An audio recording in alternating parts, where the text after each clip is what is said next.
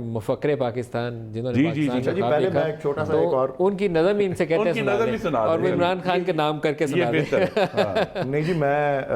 سب سے پہلے تو تھوڑی سی ایک پراسرار سی بات لگی، آپ نے ایک بیپر لیا ہے پروگرام میں اس کے بارے میں پوچھنا چاہ رہا تھا۔ یہ جو ایک ماڈل ہیں جن کے اوپر کوئی الزام تھا یا نہیں تھا، آپ ان سے وضاحت چاہ رہے تھے،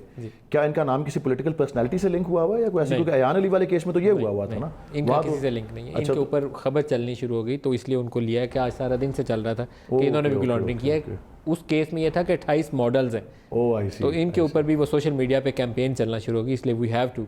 ہاں جی، بس وہ دیکھیں نا، ایک ماڈل نے کچھ اس طرح کا سلسلہ کیا تو باقی سب کو بھی اس میں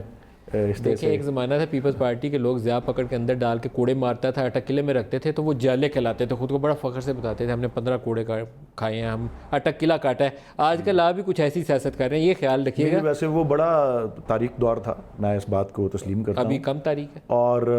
وہ تو آپ کا میٹر آف اوپینین ہے جی۔ دس از ہمارا ملک میں قانون و آئین جو ہے وہ موجود ہے۔ اس وقت بھی تھا، اس وقت نہیں تھا، اس وقت ضیاء کا قانون تھا، جنرل ضیاء کا قانون تھا، کوئی آئین نہیں تھا، آئین معطل تھا، کوئی آئین نہیں تھا، کوئی آئین نہیں تھا، کوئی قانون نہیں تھا۔ ابھی کس کا سب آئین اور قانون موجود ہے بھائی، میں سینٹ کے اجلاس سے آ رہا ہوں، آپ کے ایوان موجود جس ہیں۔ طریقے سے ابھی انہوں نے ججز کی تبدیلی والی بات ان کا یہ جو ٹریٹمنٹ ہے نا، اگر جو اسیران ہیں،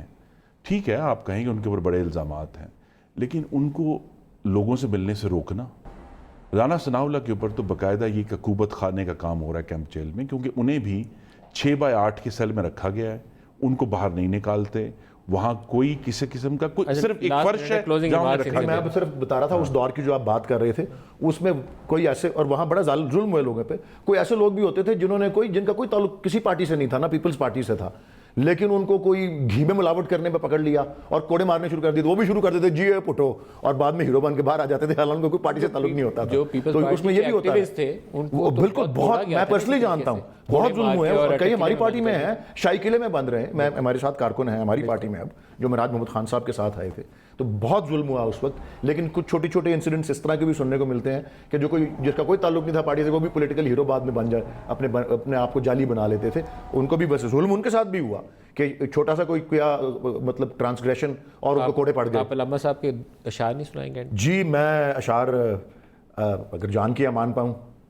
تو نظام انصاف کے اوپر ہی سنا دیں۔ نہیں جی، میں عرض کروں گا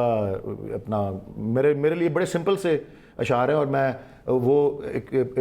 دہلی یونیورسٹی میں ایک دفعہ تھا اور وہاں بہت ہر شاعر کی کوئی لوگ بات کر رہے تھے، تو ایک وہاں جو پروفیسر تھے انہوں نے سب کو چپ کرایا یہ کہہ کے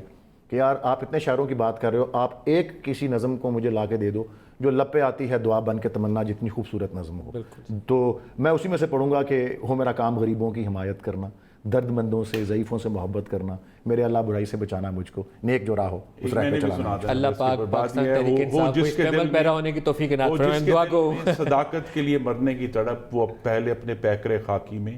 جان پیدا کرے، اور پیکرے پی ٹی آئی میں جان نظر نہیں آئی۔